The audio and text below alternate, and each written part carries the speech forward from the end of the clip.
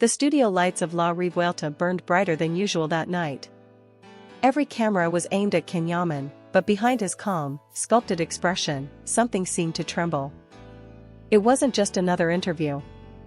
The host's tone, the silence of the audience, and the way Can's hands tightened together all carried the weight of something unspoken. The name Demet had hovered over his career for years. Whispered by fans, written in headlines, denied in public but never erased from the collective memory of millions. And that night, it was about to resurface again. The host leaned forward with a smile that didn't quite reach her eyes. "Can," she said softly, "there's something our viewers have always wanted to ask you. After all this time, who was Demet Özdemir really to you?" The audience froze. The air turned heavy. For a brief second, Can looked down, as if searching for the right words on the floor beneath his feet. His jaw tensed, his lips parted slightly, but no sound came out. Only when the host repeated her question did he lift his eyes, and they were already glistening. "Demet," he began, his voice barely audible.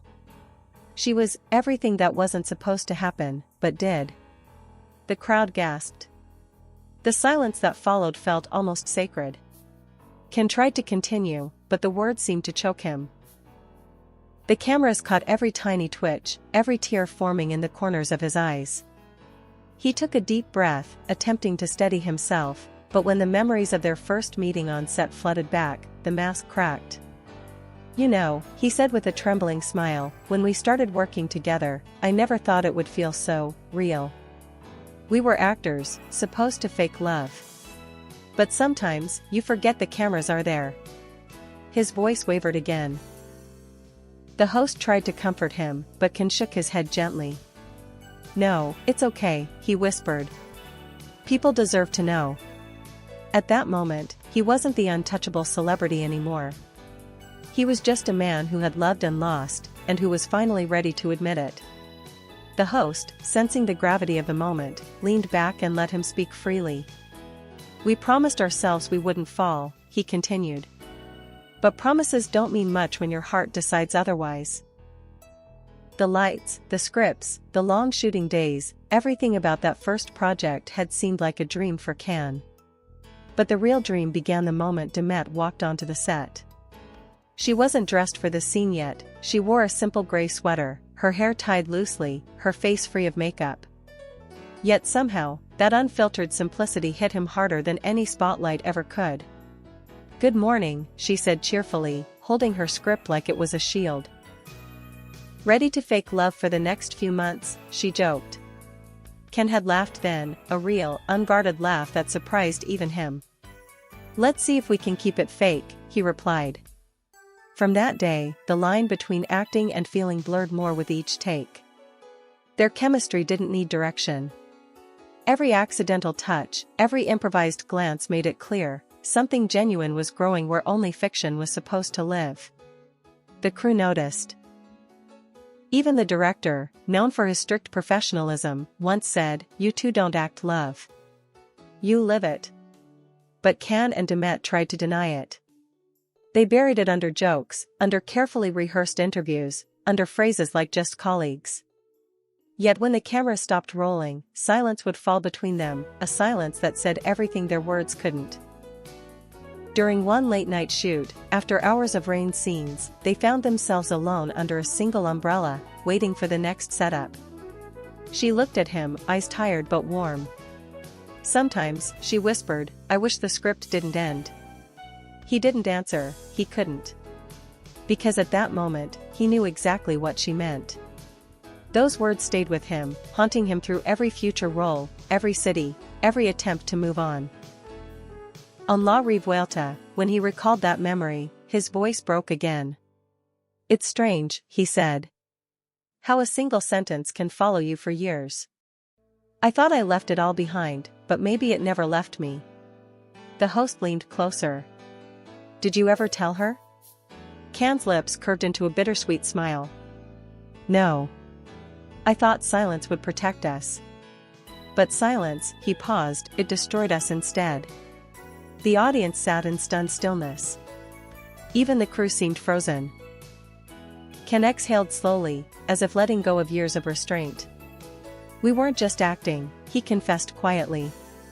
We were living something that neither of us was ready to admit, not even to ourselves. Fame had always been a double-edged sword for Can. One side brought glory, money, and global admiration, the other sliced deep into every part of his private life. When the whispers about him and Demet turned into headlines, everything they'd tried to protect began to crumble. We didn't even have time to breathe, he said on La Revuelta, eyes fixed on the floor. One day, we were two people who smiled at each other on set, the next, we were the world's favorite story. At first, they laughed it off. Paparazzi shots, fan theories, even fabricated quotes, all part of the game, they told themselves. But behind closed doors, it was different. We were always hiding, Can continued. Hiding in separate cars, meeting in places we thought no one could find. Every look, every gesture became dangerous.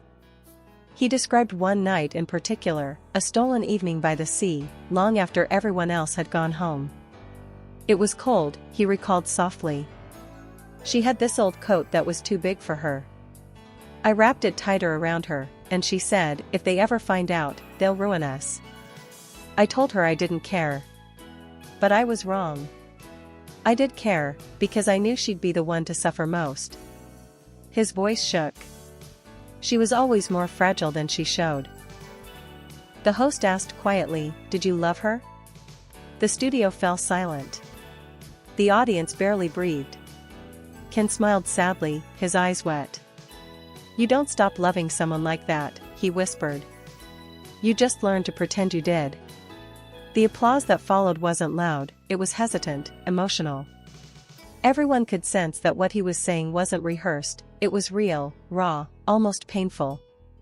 We promised each other to stay silent, he went on. We thought silence would keep the magic alive.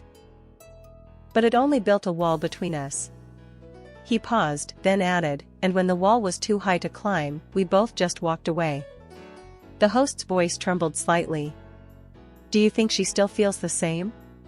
Can smiled again, this time with that broken calm that hides too much. You never stop feeling something that true, he said. It just changes shape. Sometimes it becomes nostalgia. Sometimes regret. For years after their separation, silence became both his armor and his prison.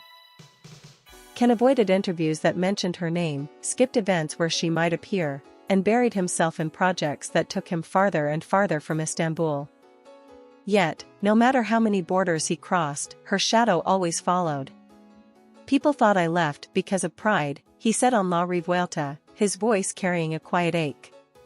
But the truth is, I left because every corner of that city reminded me of her. The cafes, the songs on the radio, even the smell of the rain after shooting days, it all screamed her name. He paused, swallowing the lump in his throat. You can't heal when the world keeps replaying your story. The host nodded empathetically, sensing that this wasn't just an interview anymore, it was a confession years in the making. Did you ever talk again? She asked. Can's expression softened, then dimmed. Once, he whispered. It was late, maybe past midnight. My phone lit up, and for a moment, I thought I was dreaming. It was her. She didn't say much. Just, I saw you on TV. You looked tired.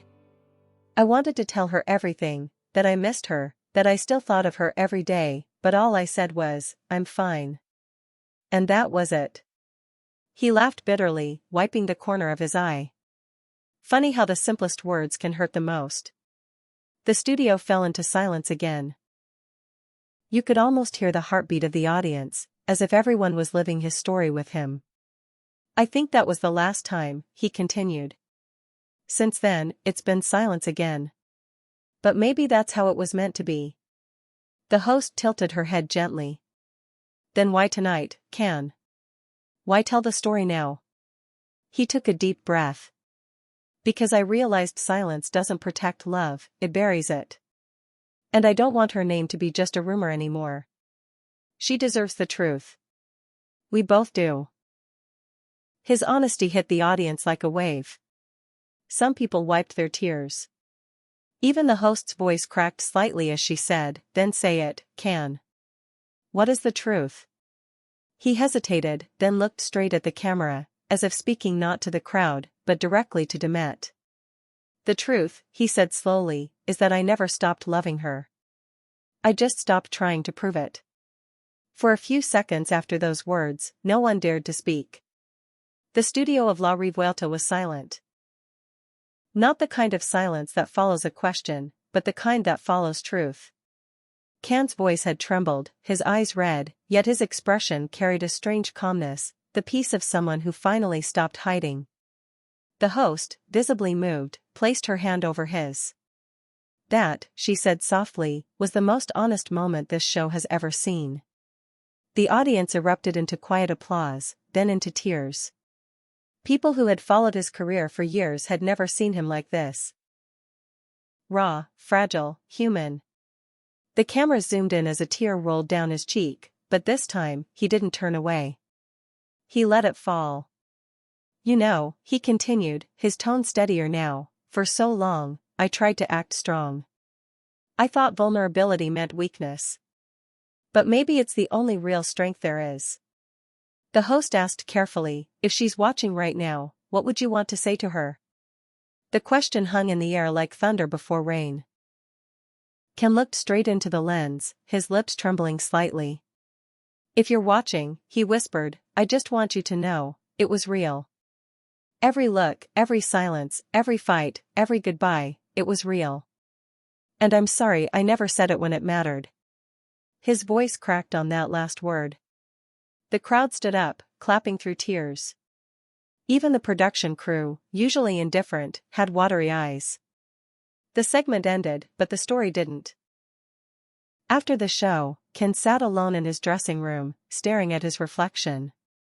The makeup team had left, the noise had faded, and the only sound was the hum of the lights above him. His phone buzzed, messages, calls, notifications. But he ignored them all. He picked up his jacket, sighed, and whispered to himself, "At least now she knows."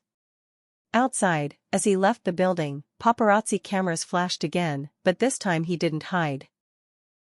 He walked straight ahead, his face lit by the soft glow of streetlights, as if a weight had finally lifted.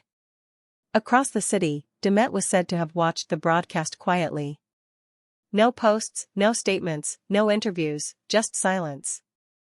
But someone close to her later revealed she was in tears. She said it was the first time she truly felt seen again, the source claimed. And maybe that was enough, not a reunion, not forgiveness, but truth. The kind of truth that doesn't heal all wounds, but stops them from bleeding.